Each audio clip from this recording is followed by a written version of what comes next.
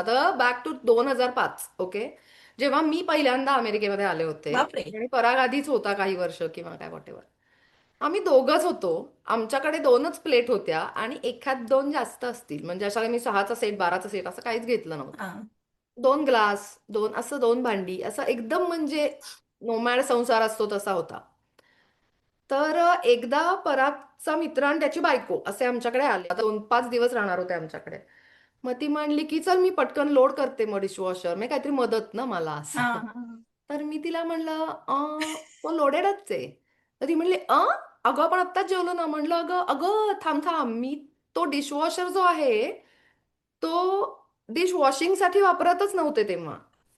मी मी माझी जी थोडीशीच भांडी होती ती त्याच्यातच ठेवत होते, कारण मला काही म्हणजे दोघांची भांडी धुवायला काय एवढा लोड व्हायचा नाही. आणि स्वयंपाकाचं पण काय असं पंचपक्वान्न काहीच नव्हतं ना, म्हणजे काय भाजी आमटी वगैरे. तर तिचा चेहरा असा बसलाय माझ्या डोक्यात फ्रेम होऊन.